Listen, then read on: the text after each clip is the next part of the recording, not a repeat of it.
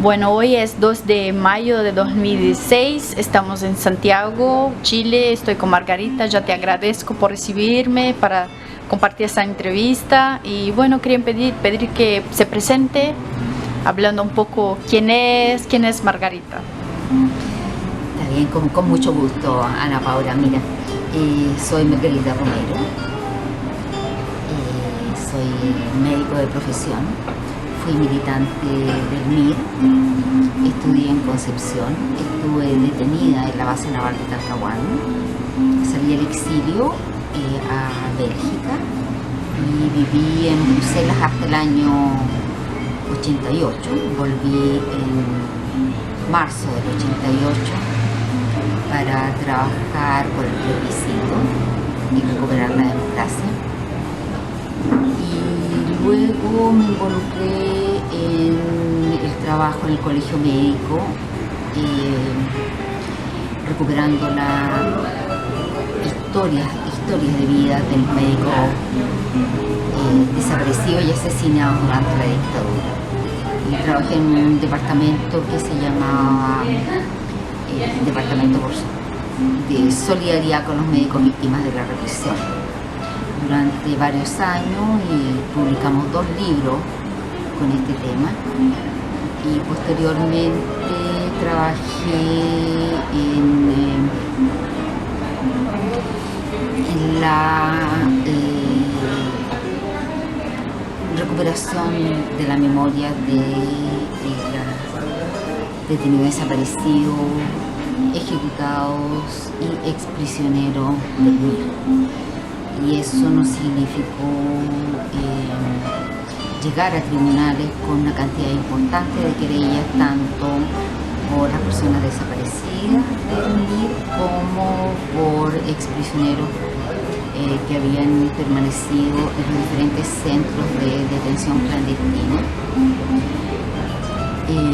para finalmente llegar a trabajar en Villa Grimaldi en el año 2001.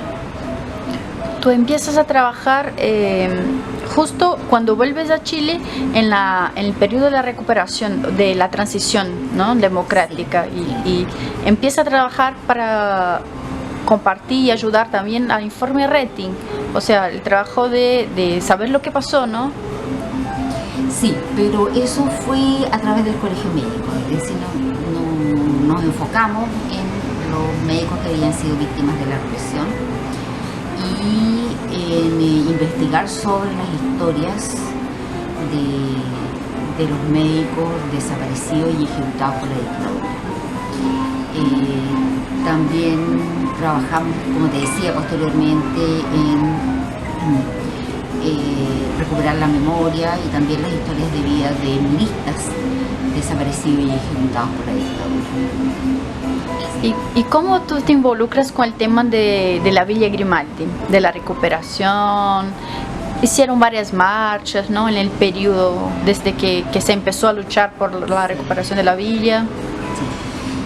Bueno, en esa época, que principio de los 90, yo estaba trabajando de lleno en el tema de los médicos y en el colegio médico, pero asistía a algunas de las movilizaciones que se hicieron en Villa Grimaldi, en el frontis de Villa Grimaldi, puesto que estaba cerrada,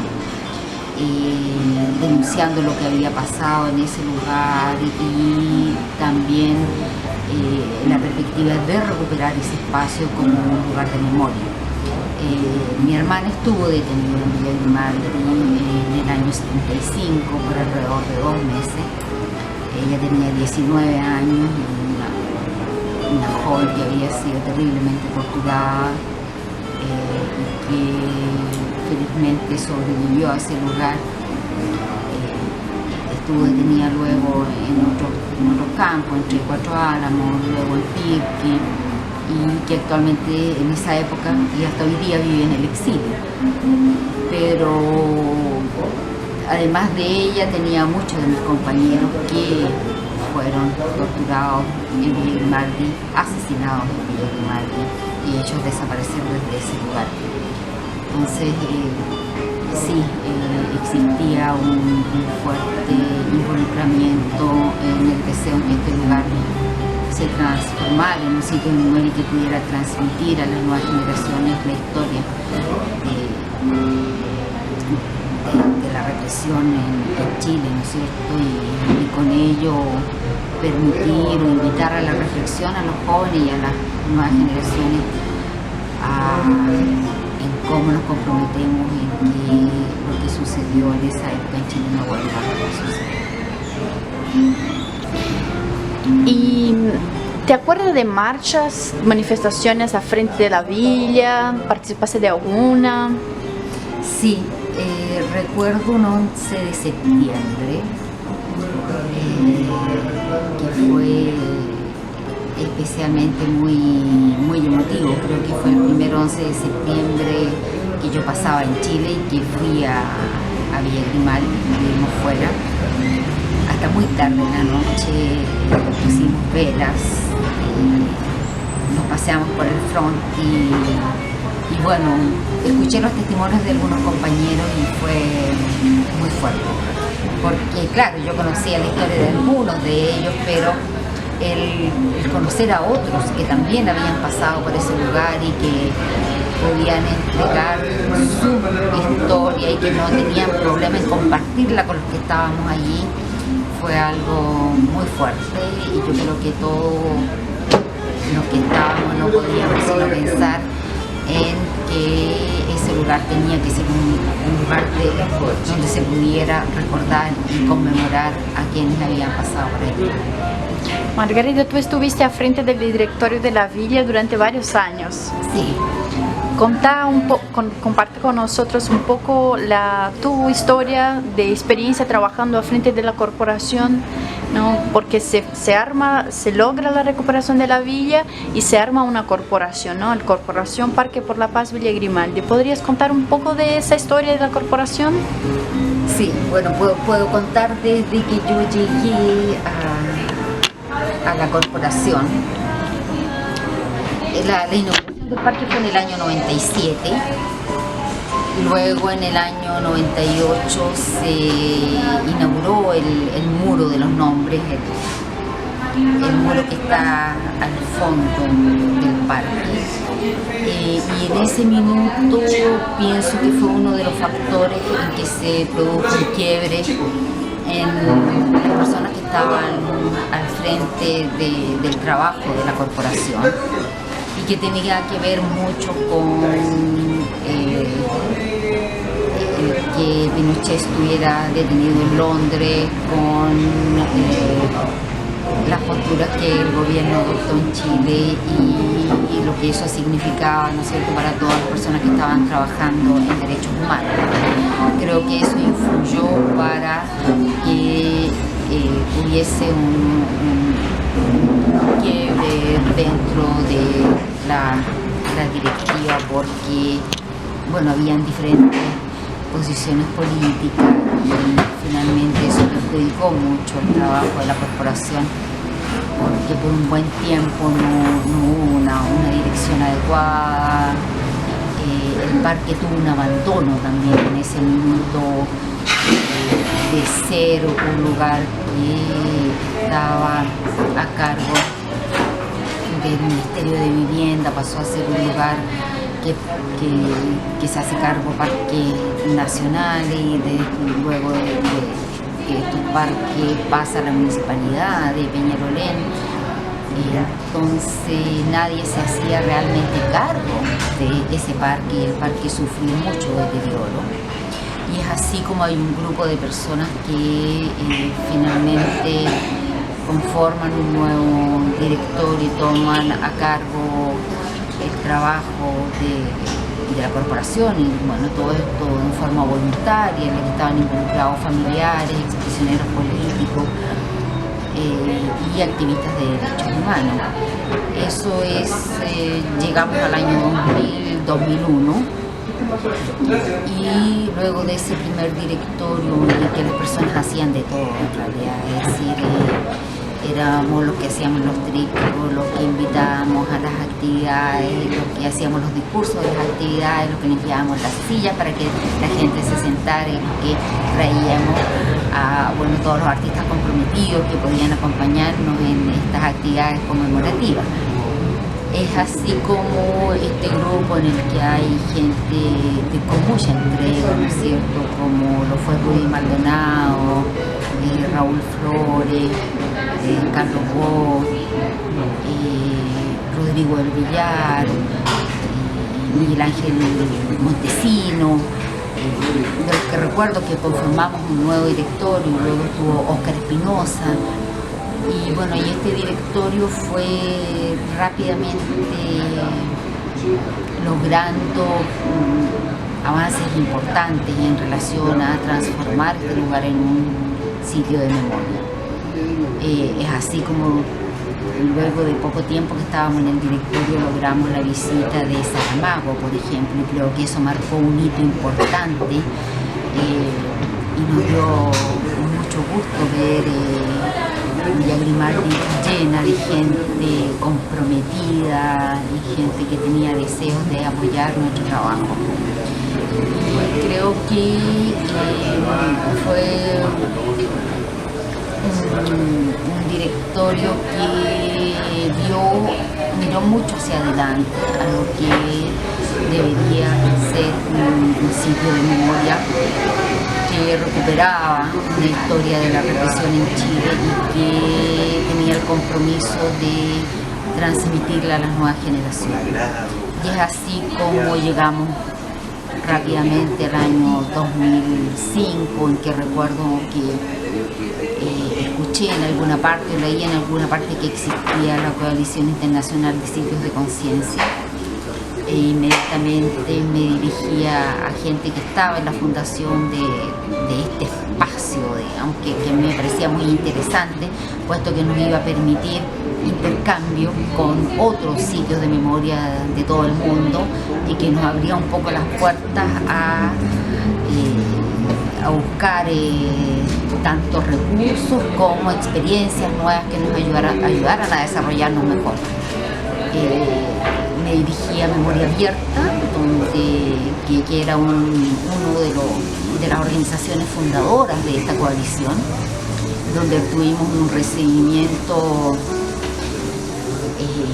que fue excepcional para nosotros. O sea, ellos tuvieron la generosidad de acogernos, de apoyarnos, de apoyar nuestros primeros proyectos, de invitarnos a participar en esta coalición de la cual nos hicimos miembros rápidamente, y luego empezamos a hacer proyectos tales como el archivo oral de Villa Grimaldi. Creo que es el primer archivo de tipo que se hace en Chile y que fue con la experiencia de Memoria Abierta, que nos traspasa su conocimiento y nos hace capacitación para poder lograr avanzar en ese archivo, que fue financiado por la coalición, un proyecto piloto no recuerdo si eran 10 o 15 entrevistas para mostrar que sí era posible hacerlo, y luego obtuvimos financiamiento de la Fundación Ford para ya un proyecto mayor de 100 entrevistas,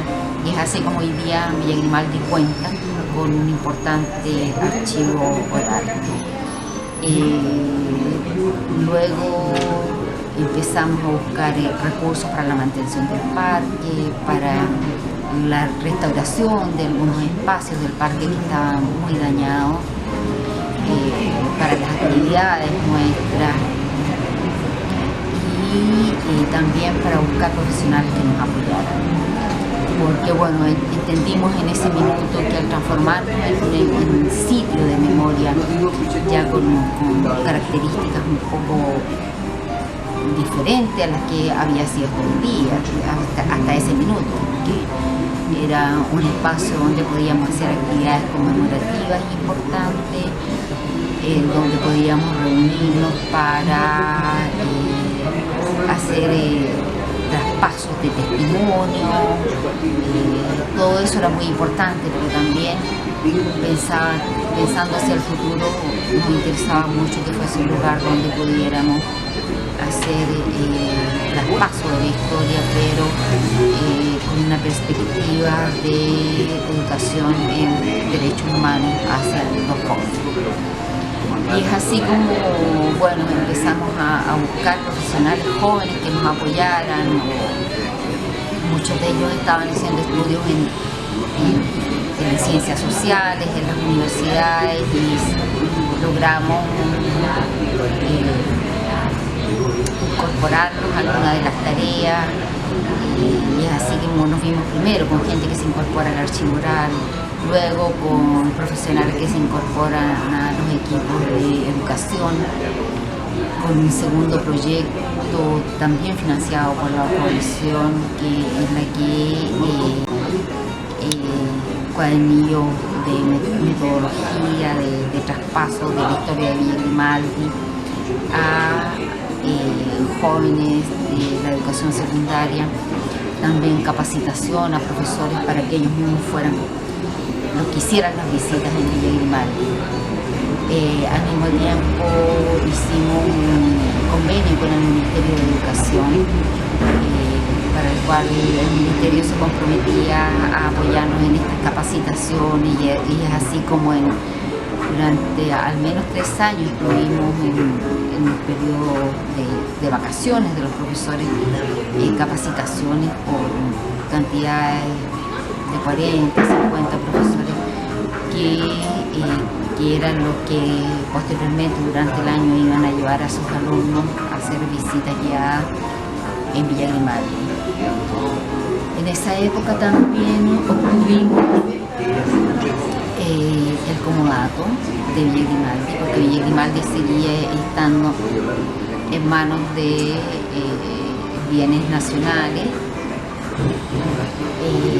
y es así como logramos, a través de este proyecto, de ser un espacio abierto a la comunidad y un espacio donde se educaba en derechos humanos y el conocimiento de la historia reciente de nuestro país, un comodato de traspaso del espacio hacia la corporación por 50 años. Es decir, el parque desde el 2005 en adelante, por 50 años, está en manos de la Corporación Parque por la Paz Villa Grimaldi. Bueno, también en ese año, 2004-2005, logramos que Monumentos Nacionales, el Consejo de Monumentos Nacionales decretara Monumento Nacional en calidad de la categoría de monumento histórico el Parque por la Paz Villa Grimaldi. Entonces fueron años en los que la corporación logra que este parque tenga una importancia nacional, que sea ya un patrimonio de todos los chilenos, y algo que a mí me parece súper importante, que se conserva hasta hoy día, que está abierto a todo público todos los días del año. El parque siempre puede ser visitado, y bueno, en especial aquellos grupos de interés, ¿no es cierto?, que tienen que ver con los familiares, los exprisioneros y quienes desean conocer la historia del lugar. En una época se recibían muchas visitas, y eso a nosotros nos tenía muy extrañadas de extranjeros, por ejemplo. O sea, de repente hasta pensábamos que en algunos años, los primeros años sobre todo, había casi más visitas extranjeros que ciudadanos chilenos. O sea, era bien impresionante. Pero rápidamente con este trabajo, con los profesores, con la difusión también, porque de repente empezamos a salir en algunos diarios, dependiendo de qué tipo de actividades se hacían. Estábamos en la prensa, en los medios de comunicación, algunas veces en la televisión. Y con esto logramos que en pocos años existiese una cantidad importante de visitantes. Creo que hasta hace algunos años había más de 15.000 personas que venían al año, de los cuales yo creo que el 80% era gente joven, estudiante. Entonces fue en esa época un terrible avance. Yo creo que entre el año 2005 y el año 2000 la corporación ganó mucho y bueno, también eso es gracias a los profesionales que se fueron incorporando. Eso te iba a preguntar, o sea, los directores de la corporación son todos voluntarios, ¿no? Sí. Siempre fueron. Siempre voluntarios, sí. Y tú estuviste ahí mucho tiempo y fuiste una de las personas que plantearon y lucharon por la profesionalización de los funcionarios de la Villa Grimaldi, ¿no? ¿Podrías hablar un poco sobre qué te parece la importancia de que esos espacios, esos sitios de memoria tengan profesionales trabajando en esos espacios, ¿no? Mira, la necesidad de la profesionalización empieza justamente cuando empezamos con el trabajo de archivo oral. Es decir, un archivo oral no es cualquier persona que lo puede realizar y eso estamos todos absolutamente claros. Por lo tanto buscamos profesionales ad hoc y eso significó algunos contactos con profesionales que venían de la Universidad de Chile, historiadores, antropólogos, del Centro de Comunicación e Imagen. Hicimos un convenio con el Centro de Comunicación e Imagen de la Universidad de Chile y recibimos de parte de la Universidad de Chile de este centro mucho apoyo con académicos y profesores que incluso nos dieron algún nivel de capacitación o se las dieron a sus propios profesionales para que pudiéramos trabajar en el archivo. Este fue un convenio que se mantuvo con el Centro de Comunicación e Imagen durante varios años, hasta el último proyecto, porque el proyecto Archivo Oral duró varios años, ¿ya? Como te decía, con financiamiento posteriormente de la Fundación Ford, y eso significó tener capacitación no tan solo para hacer las entrevistas, sino que también toda la parte técnica que significaba el guardado de estas cintas, las obturaciones posteriormente, la creación de una plataforma en la cual tú pudieras después visualizar, ¿no es cierto?, los testimonios, pero también había todo un aspecto que tiene que ver con la legalidad, ¿no es cierto?, de autorías y de si tú quieres, posición de los derechos, ¿no? Entonces era algo mucho más complejo, para lo cual necesitábamos, por supuesto, profesionales que pudieran realizar ese tipo de trabajo. Luego con este departamento que fundamos, que era el área de educación a los derechos humanos, también nos dimos cuenta de que no cualquier persona tenía metodología para traspasar una historia tan fuerte, ¿no es cierto?, tan dura como fue la represión en Chile, lo que se vivió en Villa Grimaldi, a alumnos jóvenes de 14, 15, 16 años, y necesitamos profesionales adultos. Eso significó también acercarnos a jóvenes profesores que pudieran ayudarnos, y más adelante, ya cuando tuvimos un financiamiento que provenía del Estado, conformar estas pequeñas áreas que habían comenzado lentamente y muchas veces con el trabajo voluntario o con profesionales que no eran pagados como realmente debieran haber sido, ¿no? Logramos tener un financiamiento adecuado como para contratarlos y asegurarles, ¿cierto?, un sueldo adecuado y que pudieran ellos realizar su trabajo plenamente. Muy importante, porque no es fácil trabajar en un sitio de memoria. Así yo siempre lo sigo diciendo. No es tan solo que tú seas capaz de pagar un honorario adecuado profesional, sino que este profesional tiene que tener un compromiso suficientemente importante para poder sobrellevar lo que significa un trabajo como el que hacemos en los sitios de memoria, ya sea Villa Grimaldi o cualquier otro sitio. No es un trabajo fácil, requiere mucha entrega, mucha disposición y sobre todo mucho aguante al dolor, ¿cierto?, porque se sufre en esos lugares, hay mucho dolor en los familiares, en los exprisioneros, y yo creo que hay una cuota de autocuidado que uno tiene que tener presente siempre que trabaja con profesionales jóvenes, sobre todo, que bueno, que están entregando parte de su vida, ¿no? No fue un paso fácil a dar, de ser un lugar que trabajaba solo con voluntarios, con exprisioneros, a un lugar donde existe un nivel de profesionalización importante, porque hoy día son realmente los profesionales los que trabajan allí, con la participación de los exprisioneros y de los familiares que todavía pueden, ¿no es cierto?, aportar mucho con sus testimonios y con sus experiencias de vida, pero el trabajo de tanto administrativo como del desarrollo de las diferentes áreas son llevados por profesionales. Como te decía, el paso de ese trabajo voluntario, que era llevado principalmente por exprisioneros, por activistas y por familiares, a que fuesen profesionales, fue un poco difícil y un poco doloroso también, ¿ya? Porque no deja de existir el sentimiento de las personas que fueron víctimas de estos lugares, de en alguna medida sentir que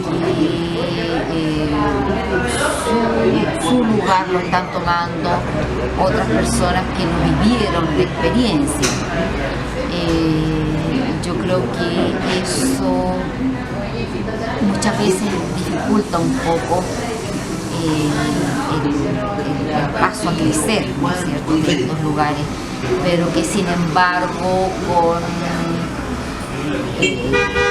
cuando se entiende de qué se trata y cuando nos vemos en la perspectiva de que el lugar no es solamente para nosotros las víctimas que sufrimos, sino que para todo ciudadano que quiera conocer el lugar y que por lo demás es gente que más adelante, después de conocer esta historia, porque, entre paréntesis, cualquiera que conoce Villa Grimaldi no sabe muy diferente de allí, ¿no? O sea, pensamos que si tú vas a conocer la historia de lo que allí pasó, es muy probable que tu compromiso con la sociedad y con respecto a los derechos humanos sea otro. Entonces, yo creo que esa comprensión de que el lugar sí a futuro tenía que tener un desarrollo diferente al que tiene en su inicio, que realmente se va a ni siquiera transformar, sino que más bien va a prestar entre comillas, un servicio más a la ciudadanía. Es lo que permite que muchos de los exprisioneros empiecen a trabajar ellos mismos con los nuevos profesionales. Y eso pasa hoy día. Hoy día las visitas guiadas, por ejemplo, se hacen tanto profesionales con los exprisioneros o con los familiares. Lo que ha enriquecido muchísimo el trabajo. Un trabajo que involucra generaciones distintas, ¿no? Sí, involucra generaciones distintas. Yo creo que ya hemos pasado por 2 generaciones. Sí. Están los exprisioneros, están los hijos de los exprisioneros y hoy día los nietos de los exprisioneros. Y muchos de ellos hasta son profesionales que vienen a trabajar los sitios de memoria, conociendo esa experiencia y conociendo la importancia de estos lugares. ¿Y qué te parece la importancia de preservar la Villa Grimaldi, el trabajo que hace hoy? ¿Cuál es la importancia de esos sitios de memoria? Yo creo que es la importancia de todo. los sitios de memoria del mundo. Es decir, estos lugares son lugares donde sucedieron los hechos, son sitios históricos, son patrimonio de la humanidad, aunque no todos tengan esa categoría, pero en el fondo es así. Permiten la conservación y la preservación de la memoria. Y bueno, yo creo que todos los que trabajamos en esto estamos convencidos de que sin memoria no puedes construir el futuro, ¿ya? Y que sin conocer el pasado de tu país, el pasado para muchos de nosotros de tu familia, es imposible tener un compromiso verdadero para que no se repita, ¿cierto? Para que nunca más en Chile pase, ni en el mundo entero, esta terrible experiencia de haber visto los horrores que se cometieron con las desapariciones, los asesinatos, la tortura. No sé si tiene alguna cosa que no te he preguntado, que tiene ganas de hablar, así para cerrar la entrevista.